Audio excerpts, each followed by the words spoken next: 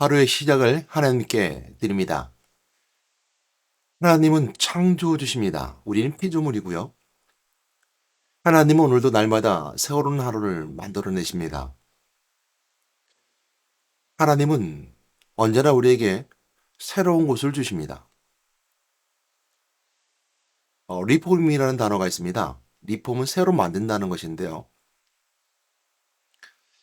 가방을 헌 가방을 새 가방으로 만든다든지 아니면 어, 옷을 다시 잘 만들어서 이것 붙이고 저것 붙이고 해서 새 옷처럼 만들어서 팔기도 할 거고요. 아니면 선물을 주기도 합니다.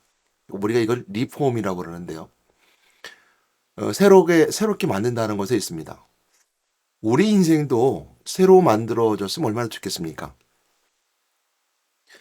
내가 또 새롭게 시작하면 얼마나 좋겠습니까? 그렇지만 우리는 새롭게 시작할 수 없습니다. 나는 언제나 헌 것입니다. 나는 언제나 새 것이 아니죠. 어제가 있었고 오늘이 있으면 내일을 바라본다고 했을 때 우리는 다 누구든지 어제를 가지고 있기 때문에 헌 것입니다. 새 것이 아닙니다. 그러나 우리가 여기서 하나 알아야 될 것은 뭐냐면 나는 헌 것이지만 내게 주어지는 것은 언제든지 새 것이 될 수 있습니다. 예를 들어서 오늘이 있고 내가 어제도 있지만 내일이라는 그 하루는 새로운 시작이거든요. 그런 의미에 있을 때 우리가 항상 새로운 것을 주어지게 되고요. 새로운 것은 도전하게 되고 또 새로운 것을 받아들일 때 어떻게 받아들이냐에 따라서 그 나에게 복이 되기도 하고 또한 어떻게 보면 저주가 되기도 합니다. 그러나 우리는 더 큰 저주는 뭐냐면요. 헌 것에 묶여 사는 겁니다. 옛날 것에 묶여 사는 거죠. 과거에 묶여 사는 겁니다. 우리는 혹 옛날 것에 묶여 산다면 한번 돌아볼 수 있는 민족이 있어요. 이스라엘 백성들입니다. 이스라엘 백성들은 애굽에서 출합니다. 그래서 출애굽이라고 그러죠. 애굽에서 출애굽함을 통해서 그들은 구원받은 하나님의 백성이 됩니다. 그럼에도 불구하고 그들이 광야에서 시험 당할 때, 또 광야에서 어려움을 당할 때 자꾸 과거를 돌아보게 됩니다. 애굽에 있을 땐 참 좋았는데, 애굽에 있을 때는 정말 좋은 것을 많이 먹었고 또 너무너무 기뻤는데, 그러면서 오늘을 기쁨과 좋은 것으로 받아들이기보다는 자꾸 과거를 통해서 오늘을 힘들고 어려운 삶으로 받아들입니다.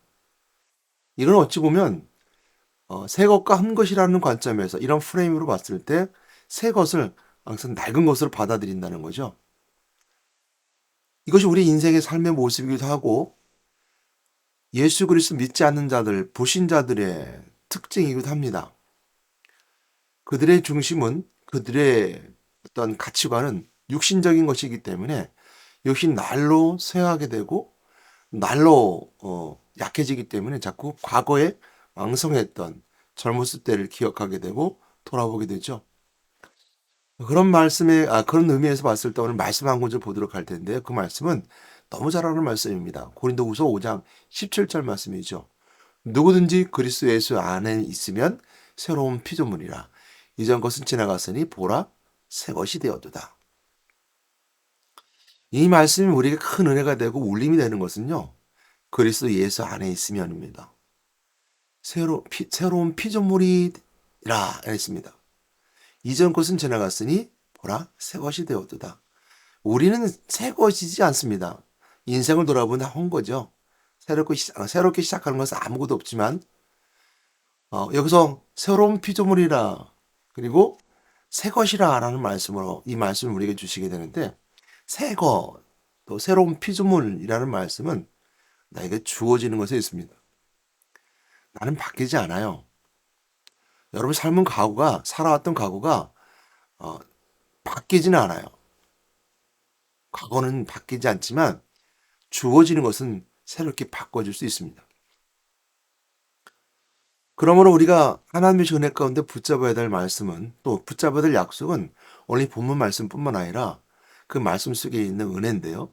그것은 회개하는 자 누구든지, 즉 과거를 회개하고 오늘의 그 삶을 회개하고 돌이켜 나는 새로운 삶을 살기 원합니다. 내가 예수 그리스도의 보혈의 피로 씻어줬으며 하나님 만나 참는 질 가운데 가게 되며 왕신 그리스도의 권세의 능력으로 음부의 권세 우리를 더 이상 삼키지 못하고 우리는 새로운 삶을 살아갈 수 있습니다. 라는 그 믿음의 고백을 통해서 출발한다면 오직 그리스도를 통해서 그리스도 예수 안에 있는 자에게는 새로운 피조물이 됩니다. 그러므로 과거에 묶여 사는 것이 아니라 과거의 것들이 나의 오늘 삶 속에서 나를 무너뜨리고 넘어뜨리는 것이 아니라 회개하고 돌이킨 자들에게는 새로운 삶으로 주어지게 되는 거죠.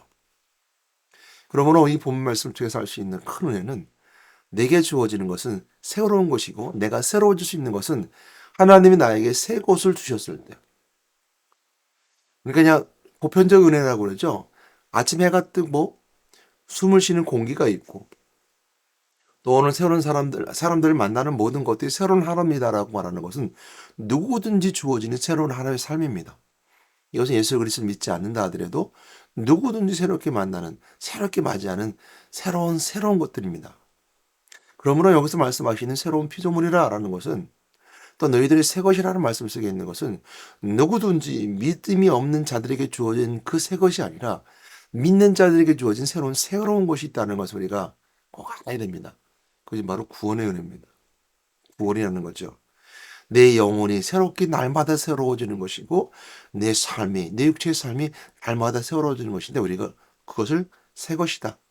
또 구원받은 은혜다라고 말합니다. 구원받은 자들에게는 항상 삶을 살아가면서 이제부터는 마귀의 자녀가 아닌 하나님의 자녀가 되어진다는 것이고 내가 세상에 묶여 운명 사주팔조 운명에 살면서 그 운명에 묶여 사는 삶이 아니라 예수를 통해서 마귀의 세력은 잡은 자 어둠의 세력부터 벗어나 새로운 삶을 살아가는 것을 우리가 새 것이다라는 것인 것이죠. 그러므로 우리가 사주팔조 운명에 묶여 사는 인생이 아니라 오직 그리스도 예수 안에서 하나님이 주신 참된 숙명, 하나님의 은혜 가운데 주신 은혜의 운명 안에 살아가는 거예요. 거기서는 자유가 있습니다. 거기서는 우리에게 기쁨이 있습니다. 사주팔자 운명처럼 내가 인생이 이래라고 살아가는 결정된 삶이 아니라 하나님 나에게 오늘도 인생의 때는 항상 새로운 삶으로 주어지는 것이고 영생의 때는 새하늘과 새 땅을 우리에게 주시는 겁니다. 그러므로 새하늘 새 땅까지 가기 전까지는 우리 인생의 때는 항상 새로운 삶을 살아가게 되는데요.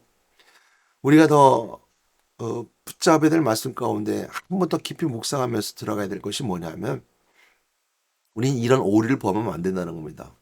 구원난 자든 또한 구원파들이 말하고 있는 것처럼 너는 오늘 구원받았으니까 회개할 이유가 없어. 너가 지금 회개한다면 구원에 대한 의심을 가지는 것이고 구원이 주어진 것이 아니야 라고 이렇게 말하는 자들입니다. 여러분 그렇게 되는 날은 새하늘과 새 땅에 들어간 하나님 나라 온전히 인생의 삶이 아닌 이 땅의 삶은 모든 것들이 다 마무리하고 다 사라진 후에 새하늘과 새 땅에 들어갈 때는 그때는 그것이 가능한 것이죠. 회개할 이유가 없습니다. 오직 사랑만 있습니다. 믿음도 필요 없습니다. 그 나라 그 땅 가서는요. 그러나 여러분 인생의 때를 삶을 살아가고 이 땅의 인생의 삶에 아직 새하늘과 새 땅이 이루어지지 않은 인생의 때를 삶을 살아가기 위해서는 오늘도 우리가 회개라는 것은 날마다 주어진 새로운 삶 속에서 날마다 내가 회개하며 삶을 살아가는 겁니다. 그 회개는 인생의 때의 삶을 살아가며 마귀 권세 잡은 자의 삶을 살아가는 인생의 삶 속에 살아가는 우리에게는 항상 그 안에선 회개하며 사람을 살아가는 겁니다. 물론 하나님과 만남을 통해서 내가 하나님의 주시는 내 은혜 가운데 나에게 주신 구원의 은혜를 통해서 내가 하나님과의 관계가 회복됨을 통해서 하나님과 나의 관계 속에 있었던 죄는 용서받은 겁니다. 그것도 마찬가지겠죠. 하나님 관계가 멀어지면 또다시 그 문제는 더 큰 문제가 되어질 수 있습니다. 그러나 여러분 예수 그리스도를 믿고 믿음을 통해서 하나님 만났고 죄사함 받고 마귀 포로부터 해방받아 참는 자유함을 들며 오늘 승리의 삶을 살아가는 자들에게서는 하나님 문제의 관계는 해결된 거예요. 그거에 대해서 회개할 이유가 없습니다. 그런데 그건 확신과 믿음을 가지고 그 구원의 확신 가운데 삶을 살아가는 거예요. 그러나 우리가 회개해야 한다는 것은 뭐냐면 날마다 새롭게 주어진 삶 속에서 오늘 인생의 삶을 살아가며 부딪히는 모든 삶의 관계성 속에 일어나는 것들은 회개해야 되는 거예요. 옷에 먼지가 묻든 내가 삶을 살아가면서 항상 내 마음과 생각을 짓는 죄들이 있을 수 있고, 또 관계성 속에 내가 그들과 부딪히면서 만남 속에서 지어지는 죄들이 있을 것이고, 이런 모든 것도 회개하며 삶을 살아가며, 또한 가장 중요한 것은 하나님의 관계가 회복되었지만 하나님 앞에 온전히 나갈 수 없는 거예요. 하나님 날 붙잡아 주시면 온전히 나갈 수 있는데, 하나님 붙잡힌 속에 온전히 붙잡힌 바 되어 삶을 살아가야 되는데, 우리 인생에 따른 삶을 살아가면서 먹고 살아야 되고, 또 사람들 만나면서 삶을 살아가야 되고, 인생의 삶을 살아가야 되기 때문에 우리 항상 날마다 하나님 앞에 나와서 회개해야 되는 거예요. 그것은 하나님과의 관계성 속에서 하나님께 회개하는 심령으로 나와야 되는 거예요. 그래서 우리가 항상 기도할 때 회개의 기도가 되어지는 거죠. 그런 자들에게는 오늘도 하나님께 우리에게 새로운 삶의 기쁨을 주십니다. 항상 그 은혜로 우리에게 주어지게 되죠. 여러분 한번 생각해 보세요. 우리가 삶을 살아가는 믿음의 사람이 아닌 인생에 따른 삶을 살아가는 자들에게는 국가라는 것이 있고, 또 국가 안에는 규칙과 규율이 있으며 옳고 그름을 판단하는 사법이라는 법이 있습니다. 또한 우리가 참 잘 살기 위해서 행복의 요건 속에서 행복을 추구하는 여러 가지 법들을 만들어냅니다. 이것은 우리가 하나님 백성으로서 삶을 살아가는 자들에게 주셨던, 이스라엘 백성이 주셨던 율법과 같은 거죠. 율법은 하나님 백성으로서 지켜야 될 규율들을 말합니다. 그 율법은 우리에게서 완전히 지킬 수 없음을 알게 되죠. 그건 우리가 이 땅을 삶을 살아가는 사람들에게 있어서 국가의, 대한민국의 삶을 살아가는 이 국가의 법을 지켜야 될 우리 모두가 항상 부족하고 항상 완벽하지 못하니까 항상 국회를 통해서 법이 제정되게 되고 만들어지게 되고, 부족한 걸 채워서 끊임없이 행복을 위해서 법을 만들어가는 것처럼 그 법의 불완전함을 우리가 너무 잘 알고 있기 때문입니다. 그러므로 통해서 우리가 주신 하나님의 은혜 가운데 율법을 지키지 못했던 이 이스라엘 백성들에게 하나님께서는 예수 그리스도를 통해서 말씀하셨던 말씀이 있었죠. 내가 율법을 완성하러 왔다 라고 말씀하시면서 마태복음 5장에서 말씀하셨던, 산상수에서 말씀하셨던 율법에 완성된 자로서 그리스도가 내 마음에 지는 죄, 또 내가 율법을 지키지 못하는 죄나 예수님께서 말씀하셨던 것처럼 그 모든 것을 사랑으로, 그리고 하나님 앞에서 라는 말씀으로 모든 것을 다 더 진보하고 진화시켜서 더 율법이 완성된 자로 이렇게 말씀 보여주는 것처럼, 그 율법은 완전히 지키지 못하지만 하나님의 사랑으로, 우리가 용서하신 은혜로 그 지키지 못한 분을 채워준다는 거예요. 그래서 하나님 앞에서 쓴 자의 모습으로 이 땅 인생을 살아가면, 율법 우리가 죄를 지키게 만들지만 항상 용서해 주시는 은혜가 있기에 그 하나님 앞에 나와서 기도하는 겁니다. 회개하는 겁니다. 그러므로 저는 오늘도 여러분들 이 말씀 드리고 싶습니다. 율법은 우리의 죄가 무엇인지 깨닫게 해주는 것이고, 이 율법의 모습처럼 우리가 인생에 따른 삶을 살아가는 여러분 각자의 나라에서 그 국가 제정한 사법과 그에 따라가지 여러 가지 규율과 규칙들이 있습니다. 그것이 우리가 윤리도덕이 되어질 것이고, 그 윤리도덕에 맞는 여러 가지 규칙과 규율과 법을 만들었을 때 그 법을 지키지 못했을 때 항상 그 마음의 찔림이 우리 속에서 죄로 드러나게 되죠. 이것처럼 우리가 하나님 말씀대로 살아가지 못한 자의 모습이 끊임없이 우리에게 죄처럼 이제 우리에게 주어지게 되고, 새로운 날이 항상 죄처럼 나한테 다가오며 지키지 못한 것에 상승 눌림이 된다면 우리는 오늘도 마귀에게 진 자가 됩니다. 마귀는 그 율법을 통해서 자꾸 우리를 죄 가운데 밀어넣고, 또 율법을 지키지 못한 걸 통해서 하나님께 계속적으로 고소하죠. 하나님, 저 사람이 율법을 지키지 않았습니다라고 고발합니다. 이 사단이 하는 일들이죠. 그 사단을 그래서 고소자라고 그러거든요. 그래서 그것이 눌림으로 살아간다면 하나님 자녀가 아닙니다. 하나님 자녀는요, 그리스도 예수 안 있는 자에게는 새로운 피조물이라 했습니다. 우리가 우리 힘으로 되지 않지만 그리스도 예수 안에 있을 때 그것이 바로 새로운 피조물이 되고, 그리스도 예수 안 있는 자에게는 항상 새 것이 되는 겁니다. 여기서 우리가 더 중요한 것은 그리스도 예수 안에입니다. 여러분들이 그리스도 예수 안에 있다는 것은 우리가 눈에 보이던 우리 삶과 연결돼서 교회 안에 있는 자들입니다. 그러나 또 우리 마음과 생각이 항상 그리스도 예수 안에 있다는 것은 항상 그리스도를 품고 삶을 살아가는 겁니다. 그렇다고 해서 교회 안에 있다고 해서 교회 가지 않는다고 해서 그것이 우리가 정죄되는 것은 아닙니다. 그러나 우리가 상황 환경 가운데 그리스도가 교회의 몸이라고 말씀하셨던 것처럼, 또한 교회는 그리스도의 몸이요 머리신 그리스도 따라 우리가 지체라고 하셨던 것처럼, 우리 끊임없이 그리스도 예수 안는 자로 교회 안에서 삶을 살아가야 되는 것이고, 교회의 삶에, 교회에서 말하고 있는 그리스도의 삶은 따라서 삶을 살아가는 거죠.